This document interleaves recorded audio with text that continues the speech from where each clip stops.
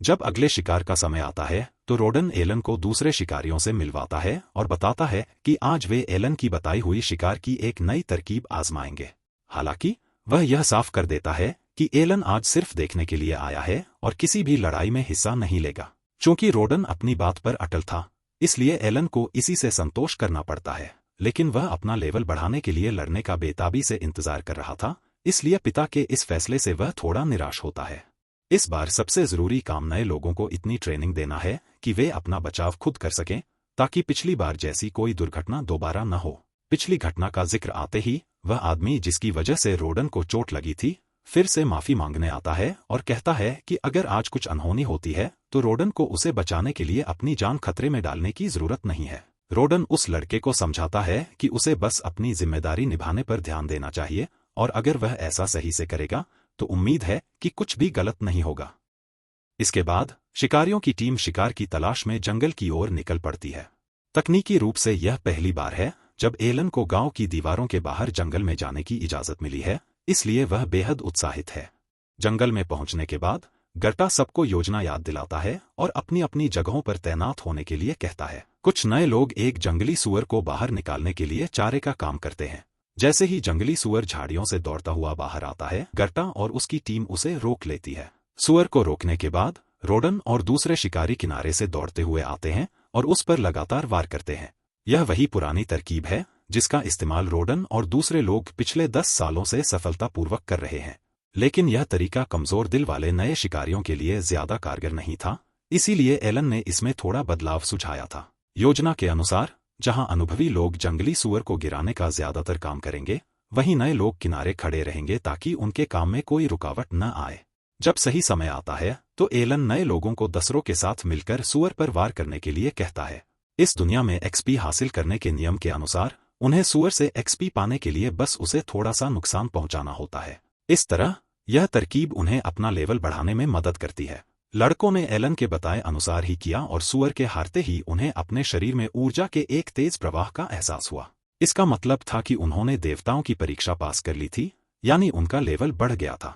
Elon बहुत खुश था कि उसकी योजना बिल्कुल वैसी ही काम कर गई जैसा उसने सोचा था, लेकिन बदकिस्मती से एलन को उस मुफ्त एक्सपी का कोई फायदा नहीं मिल पाया, क्योंकि उसने सूअर पर एक भी वार नहीं किया था। अगले दिन कुएं के पास कुछ बड़े आदमियों के साथ खड़े एलन ने सुना कि उनमें से एक लड़का शिकार करने के बजाय मांस काटने पर ज्यादा ध्यान दे रहा है, क्योंकि उसकी पत्नी गर्भवती है और वह कोई जोखिम नहीं लेना चाहता। यह सुनकर एलन ने उससे एक छोटी सी मदद मांगी। वह उस आदमी को अपने घर ले गया और उसे अपने पकड़े हुए अल्बहरॉन्स का झुंड दिखाया। वह आदमी हैरान रह गया कि इतना छोटा बच्चा इतने सारे पक्षी कैसे पकड़ सकता है, लेकिन एलन ने उसे समझाया कि उसे एक छोटी सी दिक्कत है। वह अकेले इतने सारे पक्षियों का मांस नहीं काट सकता था, इसलिए उसे उस आदमी की मदद की उम्मीद थी। इसके बदले में एलन हर काटे गए पक्षी के लिए उसे मांस के 2 पैकेट देने को तैयार था। उसने एलन से पूछा कि क्या वह सचमुच इतनी मजदूरी देने को तैयार है। एलन ने उसे भरोसा दिलाया कि कोई दिक्कत नहीं है। असल में ये पक्षी उसके परिवार के खाने के भंडार का हिस्सा नहीं थे। एलन ने इन्हें खास तौर पर इसलिए पकड़ा था ताकि वह इन्हें बेचकर 50 सोने के सिक्के कमा सके, जो उसके परिवार का सामाजिक दर्जा बढ़ाने के लिए जरूरी थे।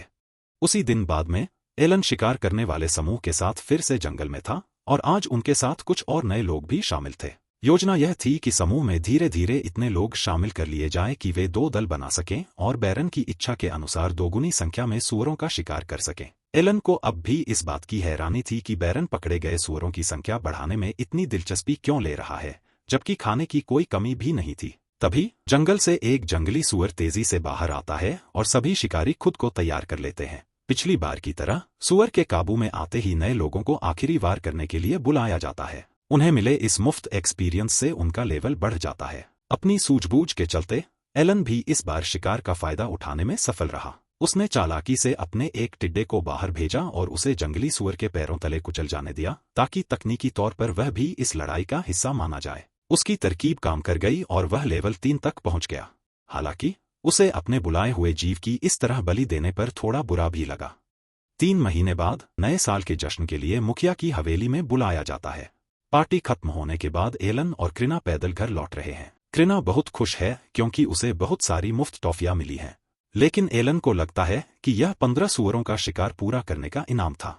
घर लौटने पर वे अपने परिवारों से मिलते हैं जो खुद भी जश्न की तैयारी कर रहे होते हैं। खाने के दौरान रोडन एलन के उस शानदार आइडिया की तारीफ करता है जिसकी मदद से नए लोगों को सुरक्षित तरीके से शिकार में शामिल किया जा सका था। उसे यकीन था कि इसी वजह से अगले साल 20 सूअरों का कोटा पूरा करने में उन्हें कोई दिक्कत नहीं होगी। बातचीत के दौरान गर्टा की नज़र एलन के पीछे रखी एक बोतल पर पड़ती है।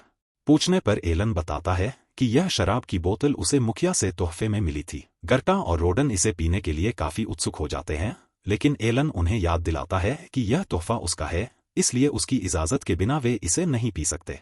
यह सब एलन की उस योजना का हिस्सा है जिसके तहत वह शिकार के दौरान खुद भी लड़ने का मौका पाना चाहता है। पूछने पर एलन बताता है कि यह शराब की बोतल उसे मुखिया से तोहफे में मिली थी। गर्टा और रोडन इसे पीने के लिए काफी उत्सुक हो जाते हैं, लेकिन एलन उन्हें याद दिलाता है कि यह तोहफा उसका है, इसलिए उसकी इजाजत के बिना वे इसे नहीं पी सकते। यह सब एलन की उस योजना का हिस्सा है जिसके तहत वह शिकार के दौरान खुद भी लड़ने का मौका पाना चाहता है। वह शर्त रखता है कि वह उन्हें शराब तभी देगा जब वे उसे किसी खेल में हरा देंगे। शराब के लिए बेताब रोडन और गर्टा शर्त मान लेते हैं और पूछते हैं कि वह कौन सा खेल खेलना चाहता है। एलन पंजा लड़ाने की बात कहता है। खेल शुरू होने से पहले एलन पूछता है कि अगर वह जीत गया तो उसे इनाम में क्या मिलेगा, क्योंकि अपनी मेहनत के बदले उसे भी कुछ मिलना चाहिए। रोडन समझ जाता है कि एलन के मन में कुछ चल रहा है, इसलिए वह उसे अपनी मांग बताने को कहता है। एलन कहता है कि वह बस भविष्य के शिकार अभियानों में लड़ने का मौका चाहता है। रोडन को यह आइडिया पसंद तो नहीं आता, लेकिन अपनी जीत पक्की मानकर वह बात मान लेता है। फिर रोडन और गर्टा एलन के साथ पंजा लड़ाने के लिए तैयार हो जाते हैं। सबसे पहले गर्टा की बारी आती है, जिसे पूरा भरोसा था कि वह 7 साल के एक बच्चे से किसी भी हाल में नहीं हारेगा।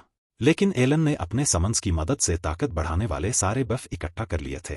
मैच शुरू होते ही एलन ने गर्टा का कड़ा मुकाबला किया और अंततः उसे हरा दिया। गर्टा को अपनी हार पर यकीन नहीं हो रहा था, लेकिन रोडिन को एलन के हाल के कारनामों को देखकर कुछ हद तक इसकी उम्मीद थी। फिर भी उसे यकीन था कि एलन उसे गर्टा की तरह नहीं हरा पाएगा। एक छोटे से ब्रेक के बाद रोडिन ने एलन के साथ पंजा लड़ाना शुरू किया। शुरुआत में एलन ने रोडिन की ताकत का भी डटकर मुकाबला किया, लेकिन इस बार वह कमजोर पड़ गया और हार गया। उसने अंदाजा लगाया कि गर्टा की ताकत डी रैंक की है तो रोडिन की ताकत सी रैंक के आसपास होनी चाहिए, इसलिए उसका हारना स्वाभाविक था। अपने वादे के मुताबिक एलन ने शराब रोडिन को दे दी, लेकिन कसम खाई कि वह एक दिन इतना ताकतवर जरूर बनेगा कि रोडिन को हरा सके। उसी साल के अंत में एलन अपनी समनिंग स्किल्स का लेवल बढ़ाने में कामयाब हो गया और अब उसके पास कई ई रैंक के समन्स थे। उसे अभी भी अपनी नई शक्तियों का परीक्षण करना था। उसके पास इसके लिए पर्याप्त मैजिक पॉइंट्स मौजूद थे। कई ई रैंक के समन्स से मिलने वाले बफ्स एफ रैंक वालों से कहीं ज्यादा ताकतवर थे, इसलिए एलन को यकीन था कि अब वह पंजा लड़ाने में रोडिन को हरा देगा। इससे पहले कि वह अपने पिता को चुनौती देने जाता, स्टोरेज नाम का एक नया फीचर देखा।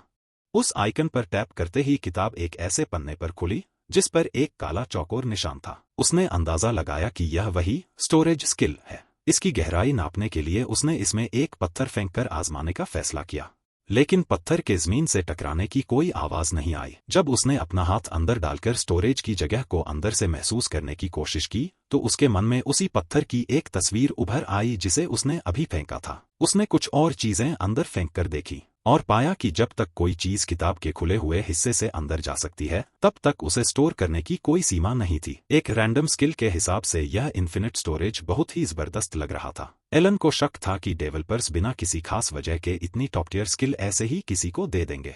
आमतौर पर कोई काम की चीज या स्किल इसलिए मिलती है क्योंकि भविष्य में कभी न कभी उसका इस्तेमाल करना होता है। इसलिए एलन को यह पता लगाना था कि इसका असल उपयोग क्या होना चाहिए। वह अपने नए रैंक समन्स को भी आजमाना चाहता था। उसने एक समन को बुलाने की कोशिश की, लेकिन कुछ नहीं हुआ। एलन हैरान था क्योंकि उसे यकीन था कि उसके पास पर्याप्त एमपी हैं। तभी सिस्टम ने बताया कि रैंक के मॉन्स्टर को बुलाने के लिए उसे रैंक के मैजिक स्टोन की जरूरत पड़ेगी। उसे इसका बिल्कुल अंदाजा नहीं था, लेकिन खुशकिस्मती से उसके पास पहले से ही मैजिक स्टोन का एक जखीरा मौजूद था जो उसे गांव के आसपास खरगोश जैसे मॉन्स्टर्स को मारकर मिला था। उन्हें निकालने के बाद उसने फिर से रैंक के कीड़े को बुलाने की कोशिश की, लेकिन वह फिर भी विफल रहा। तभी उसे स्टोरेज स्पेस की याद आई और उसने मैजिक स्टोन को उसमें डालकर बुलाने की प्रक्रिया शुरू की और यह तरकीब काम कर गई। एलन एक खूबसूरत तितली को बुलाने में सफल रहा, हालांकि वह उसकी सोच से कहीं ज्यादा बड़ी थी। ठीक उसी समय एलन की मां उससे मिलने आ गई। उसने शक से बचने के लिए एक बहाना बनाया और विशाल तितली को अपनी पीठ के पीछे छिपा लिया। फिर वह अपने अगले मॉन्स्टर को बुलाने के लिए खेतों की ओर गया। इस बार एक बेहद डरावना दिखने वाला सेबरटूथ टाइगर प्रकट हुआ। उसने तितली और टाइगर को मिलाने की कोशिश की ताकि देख सके कि उसे क्या मिलता है, लेकिन कुछ नहीं हुआ। स्टोरेज में कुछ और मैजिक स्टोन डालने पर यह तरकीब काम कर गई, लेकिन और मॉन्स्टर बुलाने के लिए उसे और भी ज्यादा मैजिक स्टोन चाहिए थे। रात के खाने के समय उसने अपने पिता से पूछा कि क्या गांव में अभी भी कोई खरगोश मॉन्स्टर बचे हैं। रोडन ने बताया कि सारे खरगोश खत्म हो चुके हैं। बच्चों की सुरक्षा के लिए कुछ साल पहले गांव के चारों ओर एक खाई खोदकर उनसे छुटकारा पा लिया गया था। अब एलन को मैजिक स्टोन जमा करने का कोई दूसरा तरीका ढूंढना था। अगले दिन ट्रेनिंग के दौरान उसने पालुमास से जादुई पत्थरों के बारे में पूछा तो पता चला कि इनका इस्तेमाल जादुई चीजों को शक्ति देने के लिए होता है, लेकिन ई रैंक वाले पत्थर लगभग बेकार माने जाते हैं। इनका जमीन पर इधर उधर बिखरा मिलना काफी आम बात है। एलन ने कभी कल्पना भी नहीं की थी कि उसे जमीन पर जादुई पत्थर मिल सकते हैं, लेकिन अब जब उसे यह बात पता चल गई थी तो उसे काफी खोजबीन करनी थी। थोड़ी देर बाद एलन ने अपने सभी नए समन अनलॉक करने लायक जादुई पत्थर जमा कर लिए थे। वह अभी से कल्पना कर सकता था कि अगर वह इसी तरह आगे बढ़ता रहा तो वह कितना शक्तिशाली बन जाएगा। उसकी समन करने की क्षमता उसे अकेले ही औसत टीम की सभी भूमिकाएं निभाने की सहूलियत देती थी, इसलिए अनगिनत जानवरों के साथ उसे कोई रोक नहीं पाएगा। और यहीं पर एपिसोड खत्म हो जाता है। अंत तक हमारे साथ रहने के लिए आपका धन्यवाद। इसे लाइक, शेयर और सब्सक्राइब करना न भूलें।